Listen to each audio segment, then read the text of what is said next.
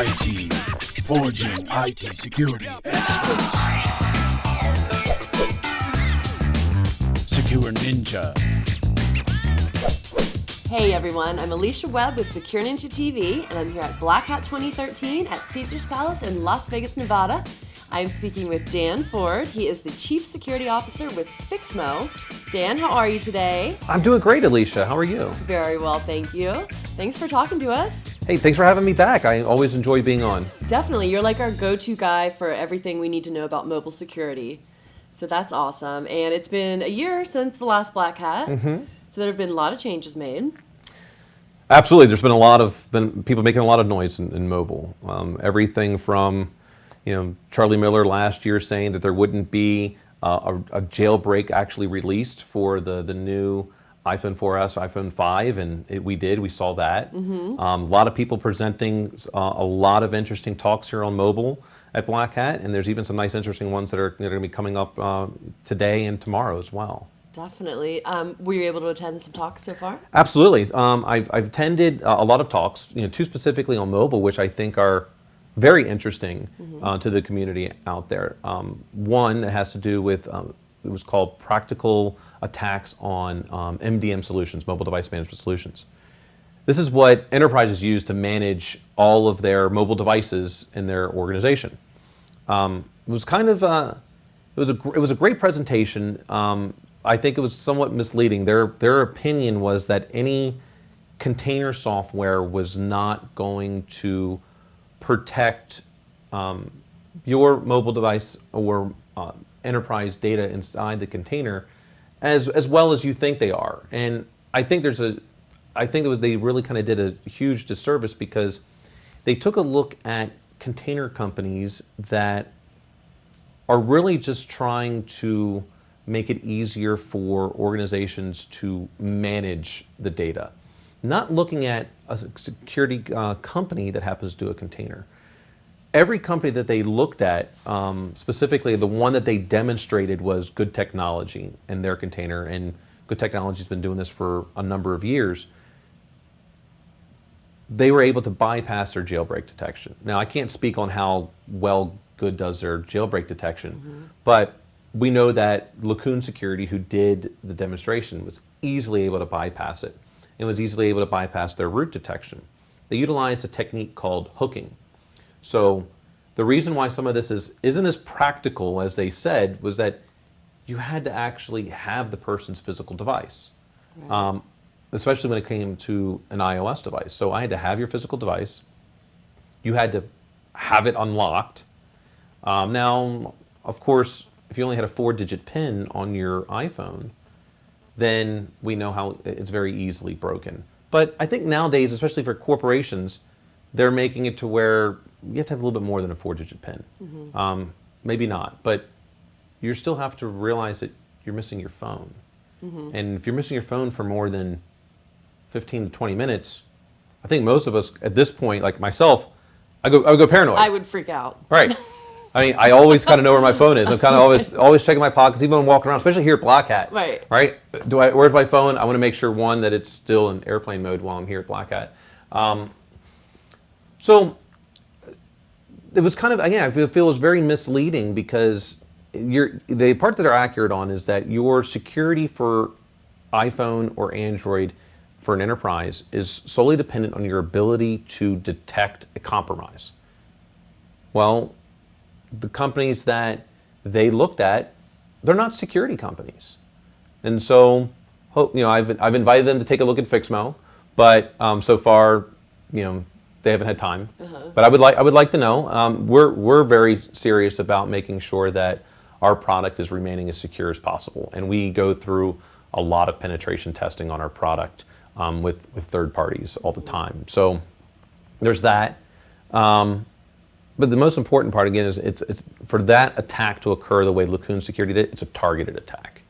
It's not something that you're just going to download some code randomly off the internet or off of the Google Play Store or off of iTunes, and all of a sudden all of your enterprise data is gone. That's not what they were doing, and they even admitted that in their presentation. The other one, which I think was this was pretty ingenious, and everyone I talked to said, "Why didn't I think of that?" And so this was the gentlemen that were doing it was an iPhone attack utilizing a charger. What they did was they took this charger and they hooked it in to charge it up. Hey, your phone battery's dying. Hey, I've got a charger. And the reason why this one could be even more dangerous is that think about all the airports or anyone that wants the rapid charge station. At any point, someone could do something like this. Right. And as you hook the charger up, everything tends to be fine. It's just going to charge your phone until you unlock it. Now, once you've unlocked it, a lot of people don't know, and this is the flaw that was in the Apple product in version 6. Now, the great thing, which I have a lot of respect for these guys, is that they practice responsible disclosure. They let Apple know about this well in advance. So kudos to them for that, because I really believe that you should, if you're going to call something out, like Apple or really anyone on their security of the product, you've got to let them know and give them time to respond. And they did. And according to the talk, Apple invited them out there to demonstrate what was going on and to take a look at their latest version of code that they had in beta for iOS 7, and this was beta 2, they said, and see if it would still work. And so they worked with Apple to at least give people the notification. So here's the issue. You have set up the charge, you've unlocked your device because you got a text message or a phone call or you need to read an email. As soon as you unlocked it, there's no mechanism for the pairing process to let you know that you're about ready to pair with another device. It could be your laptop, it could be this charger. But since there's no notification, at that point, you can inject malicious code because you've got a data cable there. That data cable, now the malicious data has gone over the data cable through the USB connection onto the mobile device. Now, some of the other parts that they did, which again, we were all kind of like, why don't we think of this? They used Apple's own processes really against them. They used an MDM certificate, so profile, that they're able to push down to the phone and get it to accept. And at that point, you trust certain certificates. So then they took an app, they wrote on it, and they used some of the hidden features of what Apple puts out there. And this could only happen through a privately created app, not one that you're going to find in iTunes, because they used the hidden features. So the app is there, but it's hidden. And because it's hidden, it doesn't show up you just scrolling through your, because you want to find Facebook. Now the demonstration they did was they took Facebook and they just copied the logo of Facebook onto their app, and then they told the original Facebook app, you're going to be hidden now. So you're going to see the Facebook, but it's the malicious Facebook. It's just an icon. So you click on it and you'll see a blip, because what happened is they wrote in their app, this is the Facebook app, I'm going to call the original Facebook. So bad Facebook pops, you see a quick blip on your screen, and that's because the original Facebook is coming back up. So now I don't need your password. I've got all the data. I can just start screen capturing. Right. You could even remote without you controlling it to where I could have the phone just dial me or call anyone, and you wouldn't be able to control it. Right. So the key takeaway there is, one, there was no pairing process, so for you to know to say, I want to accept this pairing. And two, they used hidden features that only private apps can access in order to implement this. And so while this is still going to be somewhat sophisticated, it's still more of a targeted attack, this is very likely could happen at any airport with all those rapid charging stations. Yeah, I actually heard that at DEF CON several years ago, they'll always play pranks and kind of expose people's vulnerabilities. They had a charging station, and people plugged their phones in and it downloaded their information. So that's not that new. Well, so this one happened to be with Apple's new security model, right? That you couldn't put on an iPhone, you can't just install a new app anymore. Right. Because you have to have a signed app. So in this case, it was a legitimately signed app that was done by a developer, and they were able to push this onto the device. And so they're not actually taking data off, they're pushing data Right. to it. So that's what's Right. So this isn't like a backup synchronization. Right. Okay. So in this Oh, case, that's crazy. yeah, in this case, it's now listening. So you could do it every time you see a keypad punch. It could take a screenshot. So every password you ever to put in, this app could take the screenshot of it. So for every character, Right. because on your iPhone, what Apple did was you're putting in your password, it always leaves that last character to whatever it was, a D, a Z, whatever. Every time that comes up, it can take a screenshot of it. So eventually I would have your full password because I can take a screenshot every time a key is punched. Wow. So there's really no limitation at that point. You can have any password that you put on your device and then send it off at another time. So how would Apple implement another layer of security? Would it be like you put in your passcode and then if you're plugged into something, it would say, do you accept this handshake? Absolutely, and that's Yeah. exactly what they're doing. So Tell them that yep, that's what I want them Alicia to do. Webb, that's a great idea, and that is, so what Apple has done, and it's supposed to be in this latest beta release, I think it's beta 4, so iOS version 7, beta 4, I think is what it's called. It could be wrong on that. They have put out that as you go to connect your any iOS device, and it's going to has data possibly coming back, it asks you do you want to pair with this particular device. So now you're going to be notified. The caveat there is just because you're notified, does the user really understand? And that is the part where hopefully now they'll see us talking here, that they'll understand that I shouldn't just click yes, I can't just click okay. Very similar to whenever a lot of us are downloading some application from the internet, it says, hey, if you want to use this, make sure you enable ActiveX. Got to do this to Java, because then you have to download it to bypass all the security controls. Well, in this case, make sure when you're connecting your iOS device up to a charging station or your laptop, make sure you understand that data could still be pushed to it. So it is a step in the right direction for Apple to do that. Hopefully users just understand what that means. Yeah, I can imagine there'll be a lot of users that are just like yes or no, or they'll be annoyed that it's even popping up and asking them. But Well, think about it in a charging station, in this case, in an airport. What if I just got one person a day? How many Right. people are using that charging? They're like, oh, okay, well, this is a free charging station, so I'm going to click accept to pair. Sure, Right. why not? All I need is one person a day, and as a bad guy, that could equate to a lot of money. so it kind of sounds like at this point this is sort of just like a proof of concept. Is this actually being used in the real world to exploit yet? Because it seems like it could easily be traced back to the hacker who built this app. And Yeah, I don't know how this would be used in the real world yet. It is possible to trace it back, but remember, I'm a bad guy. Perhaps I've got some identity, and I've purchased an enterprise developer certificate, and I have created an MDM profile. Let's even say that you could trace it back to me. However, the way I would see this being done, because the app isn't, even though it's hidden, if you had any type of real security software on there, and even any MDM, even it doesn't have to be real security, what you would have to do is have an administrator, because it's still listed in what's called a plist file on the phone that this app exists.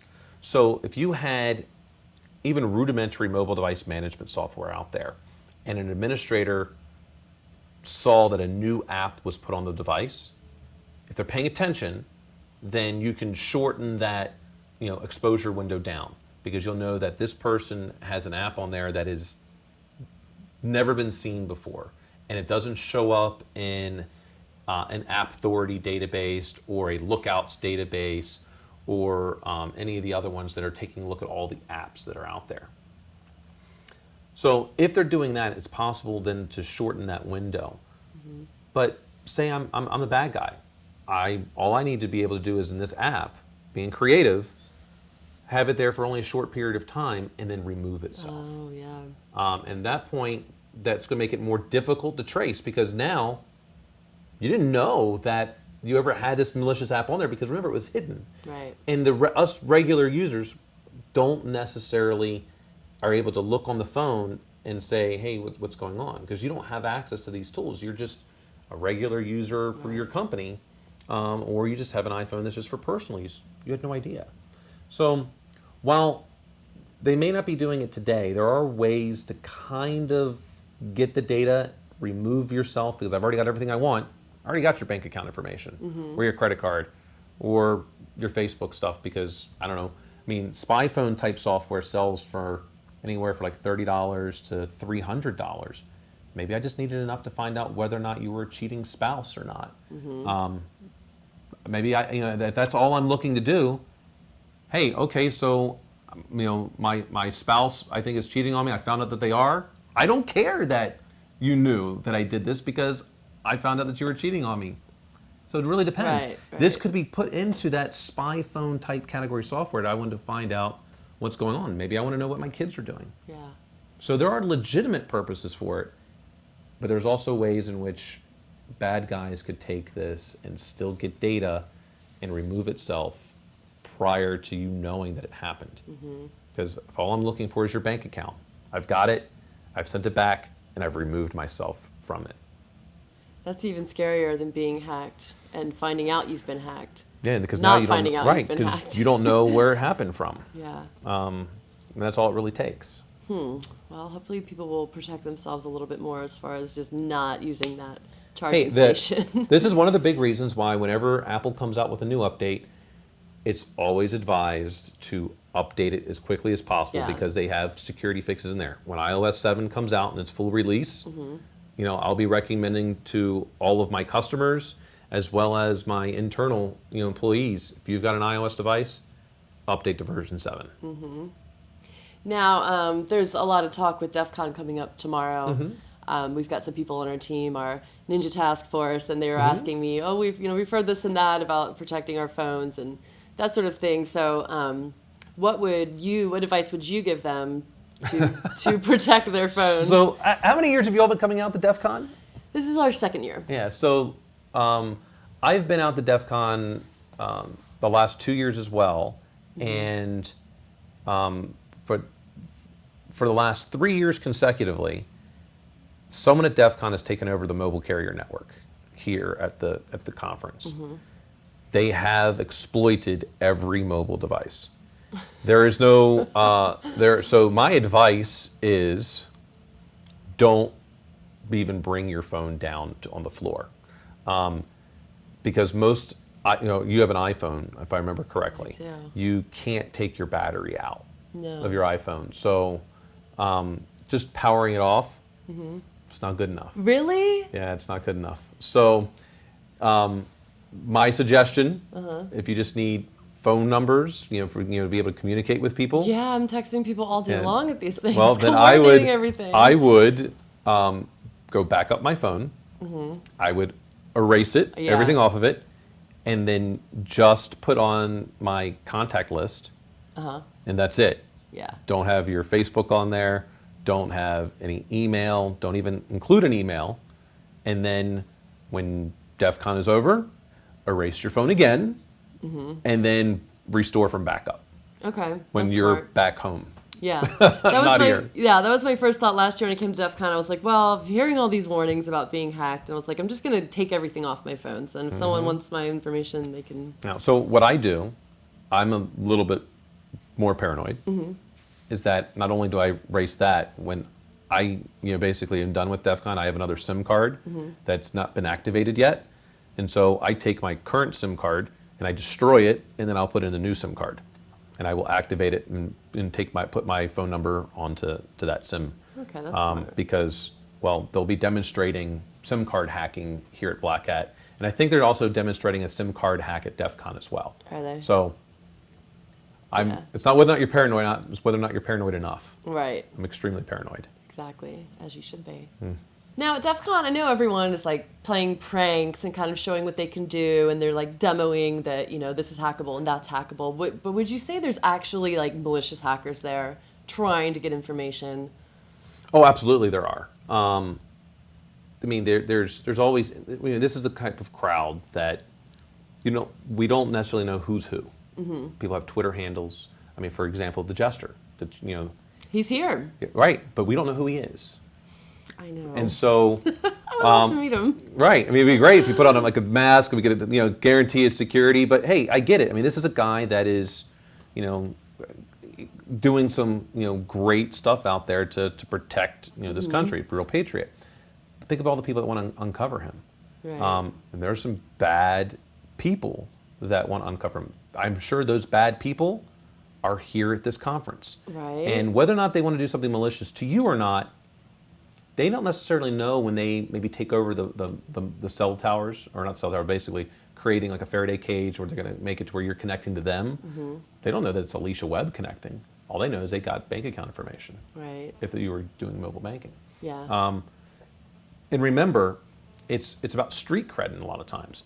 I was able to do this at DEF CON. These were the best hackers in the world are here right now, and they couldn't stop me. Right. It's an ego thing, and I get it. That's why my phone, it's not just going to be not with me.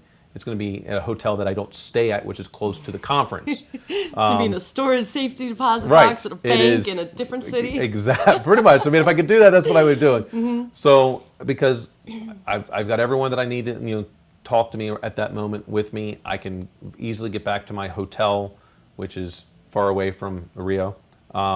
So, yeah, I'm concerned with it. Yeah. And so, other people should be concerned also. And they actually mentioned while we were in line for our DEF CON badges, do not use your phone. Do not use a tablet. It will get owned. You will be up on the wall of, I think they call it wall of sheep. Wall of sheep, yeah. You will be up there. Right. So but I myself am not going to have my phone on there. Right. Yeah, I was explaining to the girls on the Ninja Task Force that the wall of sheep is just for demonstration purposes. They're not actually hacking you. They're just kind of showing that. So what they've it's done, possible. right? What they've done is the DEF CON team, the people that are running the show, are showing you basically if you're not paying attention to defense, this is what could have happened to you, and that's what the wall of sheep are. Right. So they could have if they wanted to. So. But that's them. That's right. But then there's the other Which guys is great. So who what I might do, just for fun, is I'm going to bring a phone down there and I'm going to say it's Alicia Webb and see if they take it. You are. Yeah. I don't really appreciate that, Dan. Thanks. No, I'm following your lead, and so is all of my team. We're Secure Ninja, so we're going to be secure. Just wipe it. Keep your contact list on there. I mean, because at that point, if they compromise your text message or something, well, you didn't have real data in that point. Right. But make sure you back it up first. Yeah, definitely. If I even bring it, I might not bring it. You'll be on the floor, right? So. We'll be at the apparel table. Yeah. Yeah, for the most part, interviewing and all that kind of stuff. Where will you be at DEF CON? Well, we're going to be, so I've brought my son with me, and so we are going to be looking at all the different events. He wants to know. He's very excited about learning more about, denial of service attacks. Okay. So there's a bunch of talks on denial of service. We'll be doing that. Yeah, I think we're gonna try to find him and interview him because he sounds like a cool kid. Yeah, he's kind of interesting. 14 and he knows. No, he's 12. He's 12. Oh, okay. Yeah, Sorry, he's I got 12. 14. 12 and he's already hacking. That's awesome. Yes. Very cool. He could tell you what he did with some people on Minecraft that were causing some problems. It's kind of interesting. I would love to hear about it. Yeah. Awesome. Well, thank you so much, Dan. Thanks again for having me. I really appreciate it. Definitely. We'll follow up with you. If not next year, sometime before then. Sounds great. Awesome. All right, everyone. Make sure you keep up to date on everything Secure Ninja is producing here at Blackhat and at DEF CON. Like us on Facebook, follow us on Twitter, and most importantly, subscribe to our YouTube channel so you don't miss anything. I'm Alicia Webb. Thanks for watching. Secure Ninja Shorts are brought to you by SecureNinja.com, a world leader in information security and IT training and certification. Our master instructors will help build you into a highly skilled and marketable security professional. SecureNinja.com, forging IT security experts.